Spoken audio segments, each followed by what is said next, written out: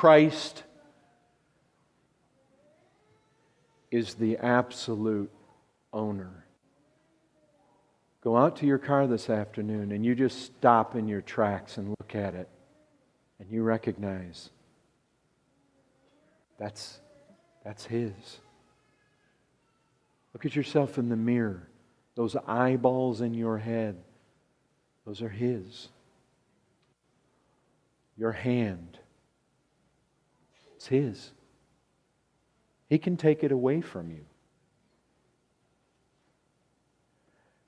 Many of you are familiar with Abraham Kuyper's quote, "There is not a square inch in the whole domain of our human existence over which Christ, who is sovereign over all, does not cry, 'Mine.'"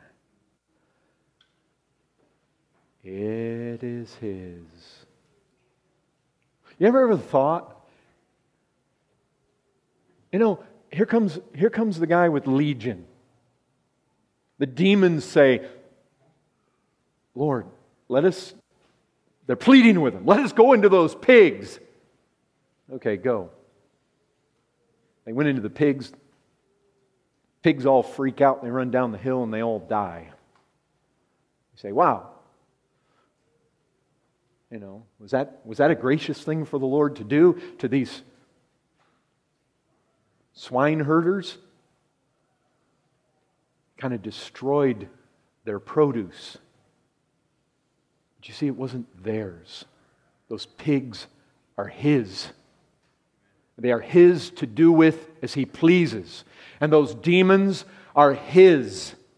And He can do with them as He pleases. He is absolute owner of everything. You can look at some of these pictures, come back from the Middle East. You look at those pictures of a mosque, and all the Muslims bowed down to Allah. You just remember when you see pictures like that, they are Christ's. He is absolute sovereign owner. These savages, John Dees had been talking in recent times with me about this island, North Sentinel Island, off the coast of India. It's one of the darkest places, savages, most unreached places on the face of the earth. It's probably the least reached place. Jesus says, "Mine." They are mine. He owns it all. In this parable, all is His. All are His servants. You notice how this just the gist of this runs? Matthew 25. In verse 14, His servants. Again in verse 14, His property. That's the flavor that you get here. In verse 27, my money.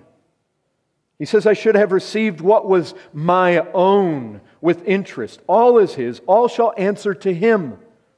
You see, brethren, we live the Christian life, and sometimes we encourage one another. Lay everything on the altar. We think about, unless you forsake all that you have, you cannot be His disciple. You see what Jesus is saying? Unless you recognize the reality of who owns everything, you can't be my disciple. That's what He's saying there at the end of Luke 14.